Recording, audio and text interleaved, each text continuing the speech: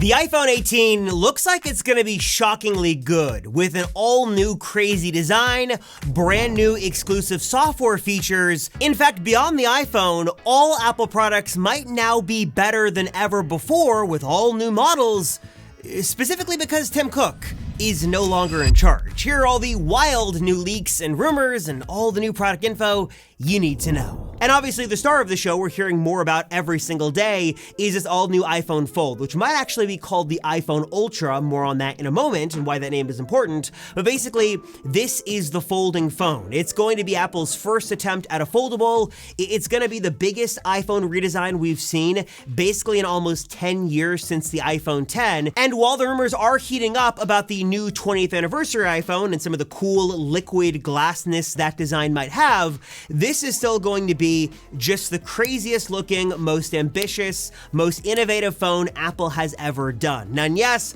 I know Android has had folding phones for a while. I think Motorola just announced like their 4th, 5th, 6th generation of folding phones a couple of days ago, but this is a big deal for Apple. And hopefully this is kind of following the mantra that Apple is never the first to do something, but when they do it basically perfectly. And the iPhone Ultra, or the Fold, looks to be bringing the best that Apple has to offer. A beautiful, durable, crease-free display on the inside, high-quality cameras, and exterior display on the outside. You're getting all of the magic of Touch ID returning, you're getting some great silicon, and maybe a couple of surprise features in there that might actually be the biggest story of the iPhone for 2026. Before we get there though, there of course is the other phones coming this fall, that is the iPhone 18 Pro and Pro Max. And while these phones aren't going to be super different from their predecessors, we are going to see a bit of a bump in terms of silicon and cameras. We're actually hearing a variable aperture system could be in the iPhone's Camera Pro setup this year. And also we could finally see 8K video recording, a bump in telephoto zoom quality, and maybe even focal distance. And then also we've got the allegedly colors of the Pro phones as well that seems to be kind of capitalizing on the momentum of the Ultra Orange or whatever it's called. And it seems like Apple is just trying to have a little bit more fun with their Pro devices, and this lineup seems to bring a little flavor for everyone depending on what your style is for your Pro iPhone. And kind of the secret sauce we could see this year is satellite connectivity on all iPhones and maybe even all like auxiliary iPhones, iPads, Apple Watches. And the reason this is important is because Apple is partnering with Amazon and basically their Starlink competitor that promises to give you like blazing fast home Wi-Fi speeds anywhere you are in the world. So the idea is that you don't have to rely on your AT&T or your T-Mobile or your Bell or your Rogers or whatever.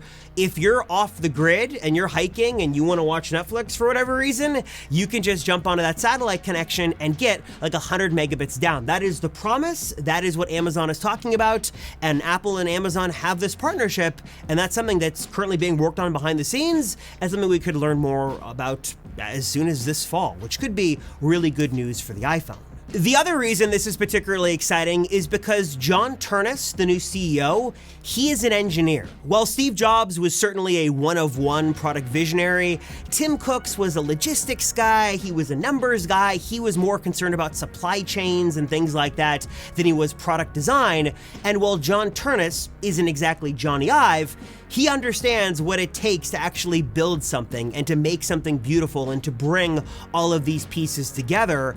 And it seems like he's gonna use a bit of that expertise to really double down on what makes Apple special, and that is the hardware. And one of the ways we could see that isn't just with the Ultra iPhone, but we're actually hearing that Apple could kind of explore a whole new category of Ultra products. So we've got Apple Watch Ultra, we'll have iPhone Ultra, iPad Ultra, AirPods Ultra with cameras built in. This could be one of the moves that he makes to bring in high-end features for a higher-end price, but also at the same time, Apple has seen a lot of growth with their basic budget models, the base iPad, iPhone 17e, base AirPods, MacBook Neo, of course, has been a huge hit with Ternus being one of the people internally being a big proponent of that.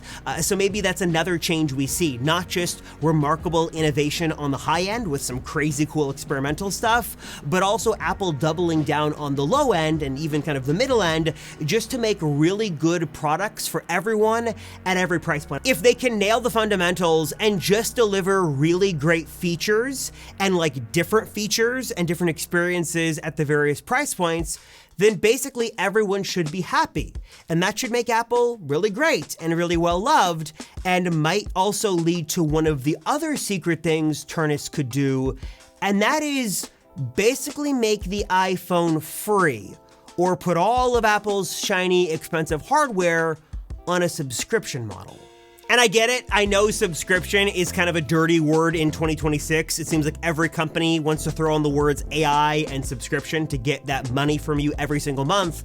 But in this case with Apple, if it was an option, which they kind of already do now with the iPhone upgrade program, that's more of a financing thing, a subscription we've heard is something they have been exploring, a hardware subscription offering, and this could make sense for some of you out there, that instead of buying a device and having it and then selling it or trading it in or whatever, you could subscribe to basically different products or different bundles, kind of like leasing, and then be able to mix and match different products and pay one monthly fee. Now, of course, there are pros and cons to this. There's the whole, kind of rent to own thing or financing and not owning anything. I get that. But if Apple was to expand their services division, which we know they want to do, and if they do want to get into the hardware subscription game, imagine being able to build out your own bespoke Apple bundles. You've got the Neo bundle with MacBook Neo, maybe some AirPods thrown in there. Maybe you go high end with an iPad Ultra and a MacBook Pro Ultra, sorry, MacBook Ultra, not Pro Ultra, and a Vision Pro maybe thrown in there, an Apple Watch Ultra and things like that.